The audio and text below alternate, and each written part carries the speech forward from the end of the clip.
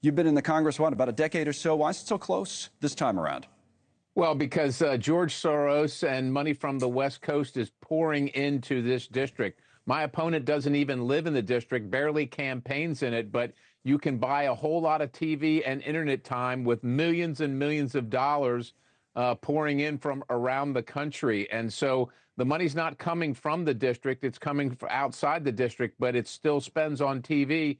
And look, the Democrats know that if they can win this seat, that likely President Trump can't win it. They're trying to stop him from winning Pennsylvania because they know that it's not only the Keystone State for reasons back in the Revolutionary War, but it's the Keystone State regarding this presidential election. They seek to stop Donald Trump from ascending back to the presidency, and ground zero for that fight is right here in Pennsylvania's 10th district, which is why all the money's pouring in. Red-leaning district, as you mentioned, well-funded opponent. I was looking at the issues as reported locally, and two stand out. The first one I want to ask you about stands out in just about every race where Democrats are competitive, and that's abortion. And I wonder what you would say to center-right-leaning voters, female voters in your district who have supported you in your other runs for Congress, who maybe now are considering your opponent and say the reason is reproductive rights.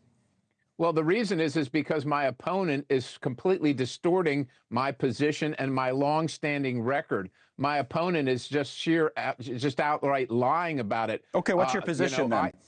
What's that? What's your position? Define it. My position is that I do not support taxpayer-funded abortions, but I make exceptions for rape, incest, and the life of the mother. I am also the prime sponsor of the Protect IVF bill, but I stand for the sanctity of life. And I think that that is the place where most Pennsylvanians, quite honestly, most people around the country, that's the position of the majority of people in the United States of America.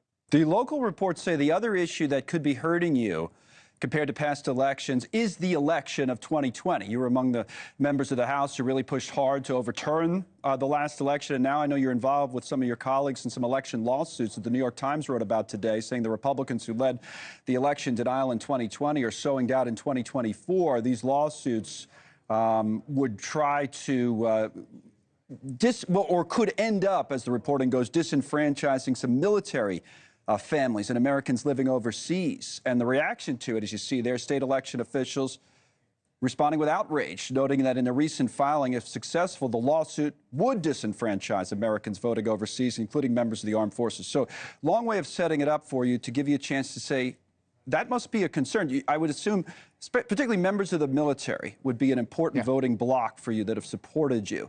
What do you say to military families who might feel disenfranchised when they see that you're involved with an election lawsuit like this? So what they need to know is to not listen to those reports because they are abject lies.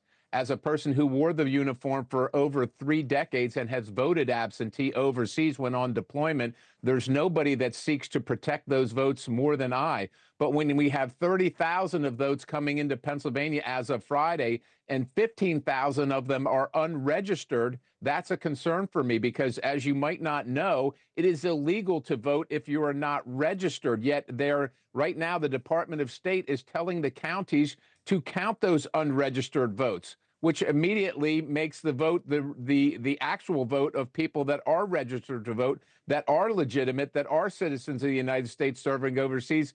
It diminishes their vote, and we can't have that. So what we're trying to do is make sure that the votes that should be counted by citizens are counted, and the ones that are coming in that are not from citizens are not counted. Now, when we go back to the last election, and we talk to middle-of-the-road voters, as we do many times in swing states, including Pennsylvania, speaking of the word disenfranchised, many are disenfranchised by the fact that there are a number of Republicans who still don't admit the results of the last election, which we know was won by Joe Biden. What about you now, running in a tight race where this issue might be hurting your candidacy? Who won in 2020?